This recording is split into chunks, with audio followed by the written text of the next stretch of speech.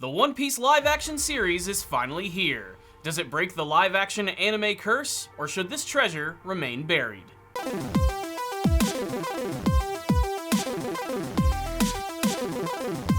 Powerful Nerdcast assemble! Stay dandy, baby. Greetings, you salty sea dogs. I'm Corey, the Ace Guru, and it's finally time to talk about the live-action One Piece series. Based on the popular manga and anime of the same name from legendary Eiichiro Oda, One Piece is here to try and break that live-action anime curse. And that's a phrase that I've heard a lot over the last couple of years. Every single time one of these high-profile anime or manga series is transformed into a live-action show or movie, it never really seems to go above its original creation. It never seems to eclipse it or even stand side by side with it.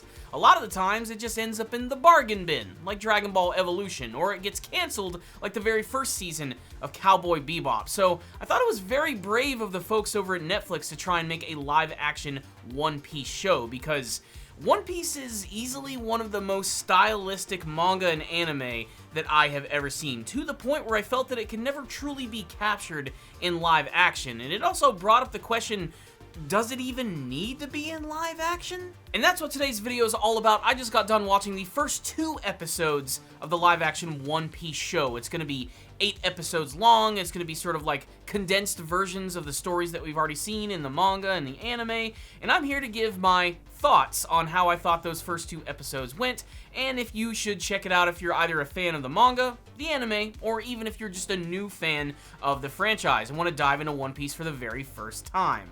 So I am going to go ahead and put up a spoiler warning as well. I am going to be talking about some of the major elements of both of these episodes, so if you don't want to be spoiled by anything, make sure to go check out those episodes right now and then come back to this video, or better yet, just start reading the manga or watching the anime. Because I'm not going to sugarcoat how I felt about these episodes right here. And that's the thing. I'm incredibly conflicted over these 2 episodes because I'm not upset, I'm not mad, I'm not angry. I didn't hate what I saw, but what I didn't expect was that I wasn't going to feel anything.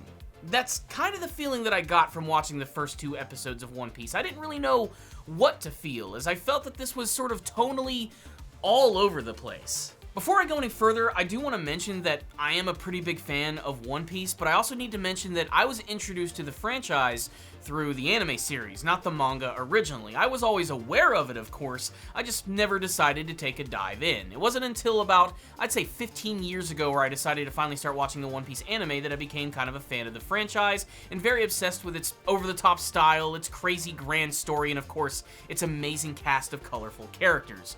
All of which are now going to be re-envisioned in this live-action show, and I feel that some magic has been lost from this adaptation, but we have to remember that, yes, this is an adaptation. It's a brand new version of One Piece, just as the anime is an adaptation of the manga. A lot of people like to say, you know, this is a live-action anime, but indeed it is mostly based on the manga itself. Without the manga, we wouldn't have the anime. Without the anime, we probably wouldn't have this live-action show. And of course, One Piece is one of those super popular, long-running manga series that has a really great gimmick behind it. Not only its creative world and its characters, but the overall mystery of the entire series overall. One Piece itself. I mean, the overall premise is basically about a group of pirates who band together to try and find a legendary treasure. A treasure that everybody wants to get their hands on. And it's so mysterious that even to this day, at the recording of this video, in the current manga storyline, we still don't know what the legendary One Piece is yet. And that's what fills me with a lot of dread when it comes to these live-action shows, for the fear that if it gets canceled, we're going to have no resolution whatsoever.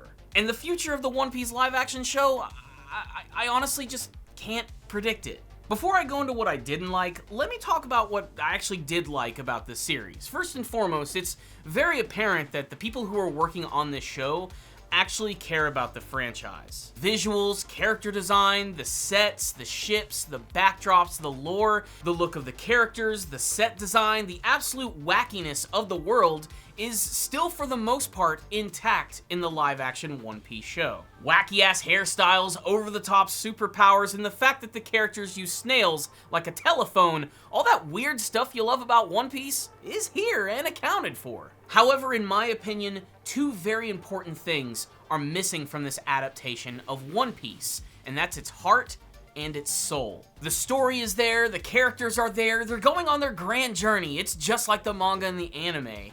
However, something else is crucially missing from this adaptation. Like I said, the heart and soul, and to me the heart and soul of One Piece is its visual style. And whether you want to admit it or not, One Piece is a comic book. It's a Japanese cartoon. At its core, it is very cartoony. It is visually stylistic in a way that a lot of other anime and manga would absolutely love to be. Incredibly unique and unlike anything else. And a lot of that is ultimately lost in this adaptation. Inaki Godoy, who plays the main character Monkey D. Luffy, embodies that character, but he doesn't necessarily feel like the character to me.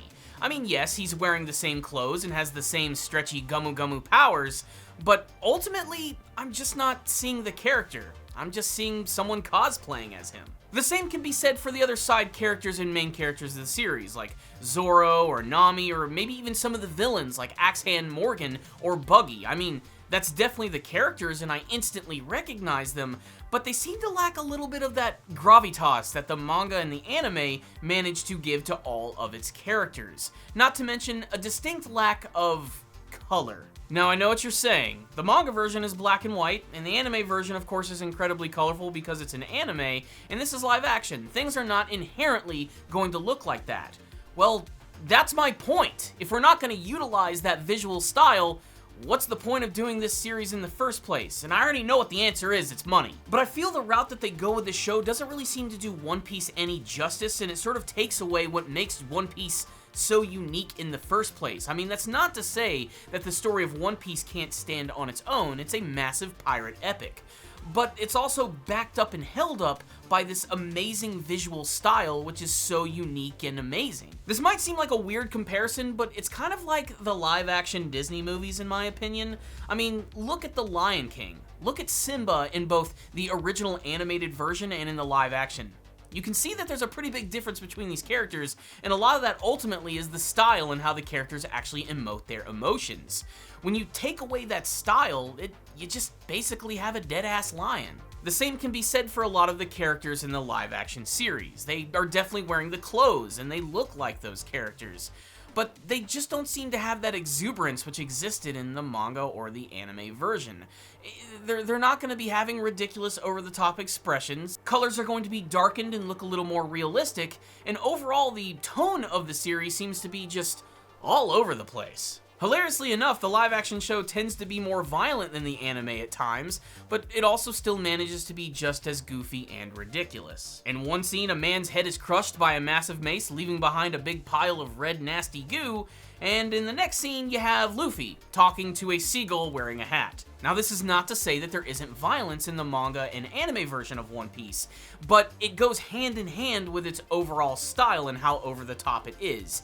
Here they try to bring a little bit of realism to this world, which ultimately I think sort of sucks a little bit of the whimsy out of it. And again, like I said, a lot of that style tends to be lost. I see a lot of that more so in the actual villains of the first two episodes of the series. Take Axe-Hand Morgan, for example.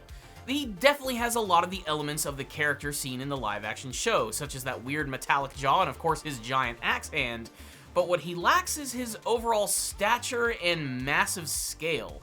Axe-Hand Morgan was one of the first major villains of the entire series, and he was also just a really big giant asshole, but he was also really stylistic and crazy and insane. Here, it's just a regular-sized dude who manages to be cosplaying as Axe-Hand Morgan. And while I appreciate that they managed to keep all of those major elements of the character, as those are the things that make him who he is, the style just isn't there for me. Things get a little bit better in the second episode when they introduce Buggy, who's a pretty major character in both the manga and the anime version of One Piece. And I actually did kind of like his portrayal a little bit in this episode. They even lean pretty hard into the absurdity of his character and how his devil fruit powers actually work. Especially the way he gets defeated is especially very One Piece feeling. It was one of the few moments where I actually felt like, oh, this is kind of like One Piece. But the darker, danker set design is just really the only thing that's kind of taking me out of this entire show. I think a lot of the design of the One Piece live-action series owes more to Pirates of the Caribbean than it does to its actual source material. The One Piece manga and anime is bright and lively and really colorful. Everything in the live-action series is very dark, dank, and grimy. And yes, that's probably what you should expect from a series about pirates. But One Piece isn't your typical series about pirates. It's its very own unique thing, and yet again, I think by stripping that away, it kind of defeats the purpose overall. And again, I need to reiterate, I only watched the first 2 episodes of the series, but they just blast through a lot of material from the first couple of chapters in anime episodes, and I expected this. I had a feeling that they were going to make some concessions, they were going to change some things around, and of course rearrange some of the events. Maybe Luffy was going to meet characters a little earlier and in a different order, and that's pretty much exactly what happened in these 2 episodes right here. But overall, for the most part, the pacing was okay. The show manages to actually have a little bit of downtime for its characters, which is something that I do appreciate. And let's go ahead and talk about the main cast, or at least the characters that were introduced in the first couple of episodes. First, let's talk about Luffy, who's definitely the highlight, I think, amongst the Straw Hat crew. Inaki Godoy certainly carries a lot of that Luffy attitude. He's very happy all the time. He truly embodies that character and almost constantly has a smile on his face, and I really like that about his character. I mean, it's definitely not exactly the same Luffy in every single way, but he certainly carries a lot of that spirit of wanting to live up to being a great pirate like his hero Shanks, and of course wanting to go out and find the One Piece, and nothing is going to get in his way, and nothing is going to stop his enthusiasm of actually wanting to do this. So I have to say, Inaki Godoy actually did a pretty decent job. I also thought that his devil fruit powers actually looked pretty decent. We actually don't even get to see that many big attacks from him in the first couple of episodes, but we certainly get to see some signatures like the Gumma Gumma pistol and of course the bazooka, and they look pretty good. They're just sparingly used. Basically, the biggest compliment that I can give to Inaki Godoy is that he basically became that character. I believe that he is Luffy in this series, and that is something that I think is worthy of praise. We also have Maken Yu, who is going to be playing Zoro, and he did a pretty damn good job too. Like I said, probably the best looking cosplayer of the entire series. And Zoro is just cool. He's just a really cool character. I mean, no matter what medium he's in, he's always just going to be a really badass character. I mean, he's a guy who uses 3 swords and fights against pirates. I mean, there's just a lot of cool things about his character, and he certainly is one of the big action highlights of the first couple episodes of the series, and getting to see his initial relationship with Luffy is honestly still kind of great to see again, especially in this adaptation.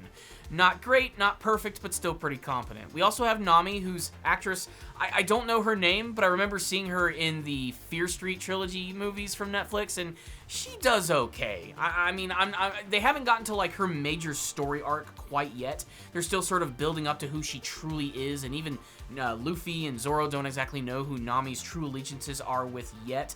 So I'm gonna have to see more of her episodes to see how that goes, because she certainly has a very big emotional arc, which is gonna come towards the end of this season involving Arlong and his crew, and that's a really big moment for her character. So I am kind of interested to see how that's going to play out. But the introduction of Nami in this series, I actually didn't mind it all that much. She was introduced much earlier and in a slightly different way, but I liked the way that it was actually handled. We also get to see a ton of other characters, and surprisingly a lot of those side characters who had more development in the manga and anime version are still present here. There's a lot of blink and you'll miss it characters too, so for people who follow the franchise, they're probably going to have a lot of fun of trying to find all those little hidden Easter eggs. There's a lot of them, especially in the first episode of the series. There's going to be a lot of eagle-eyed fans who are going to notice some things, characters in the background, and things that you wouldn't even expect to see. So again, I gotta give some props to the creators of the series for implementing all of that stuff in terms of these characters and how ridiculous they look and how you'll remember them. They barely have any dialogue, but the fact that they decided to include them at all,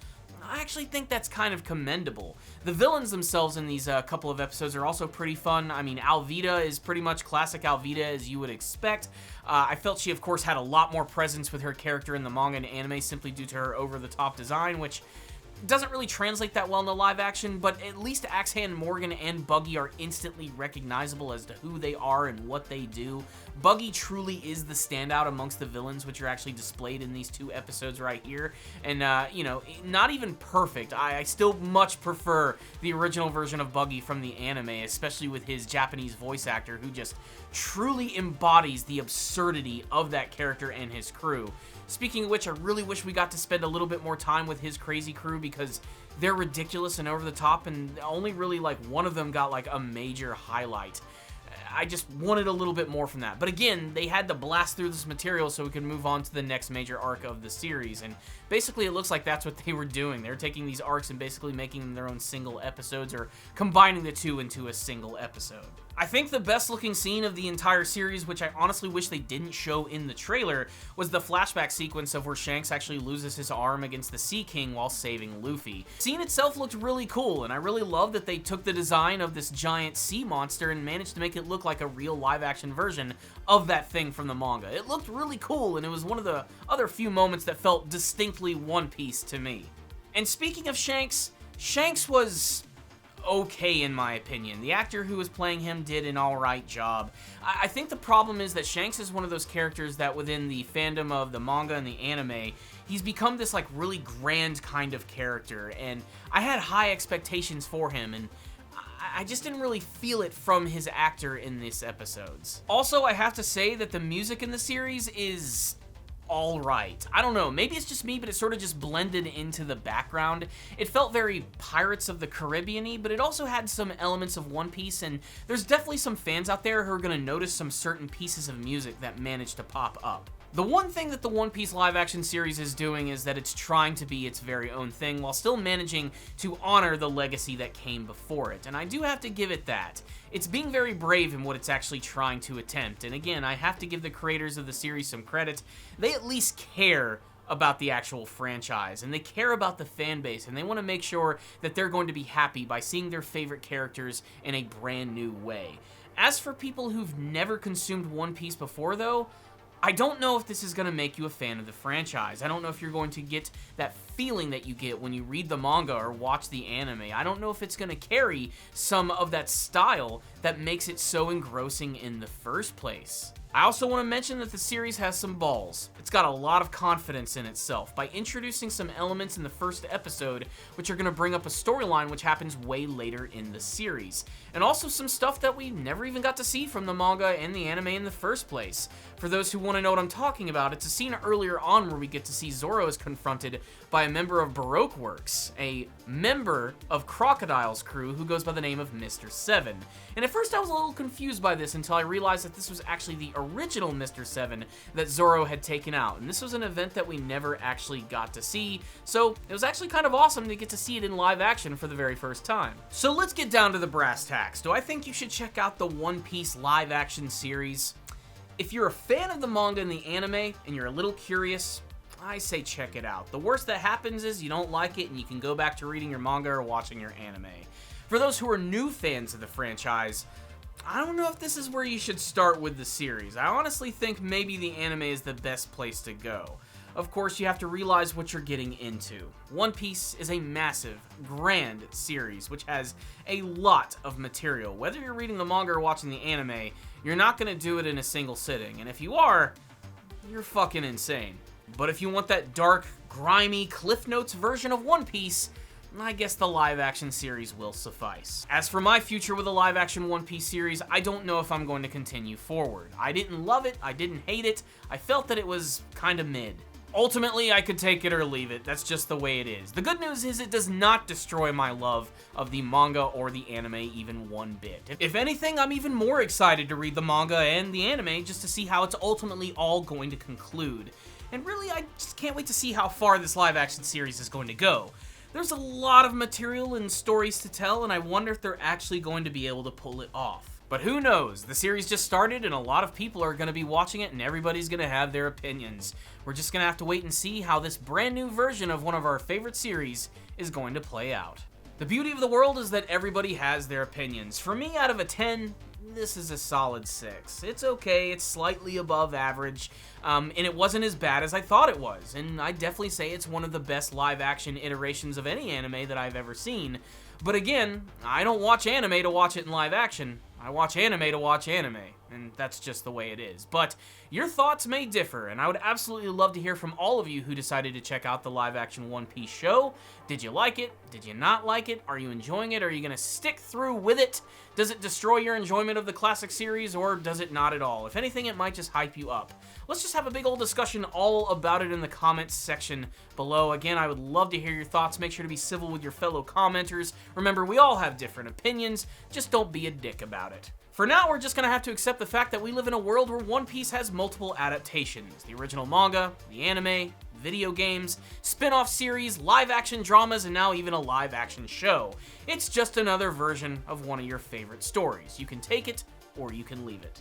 And if for some odd reason they decide to sell a replica of one of those transponder snails, shut up and take my money.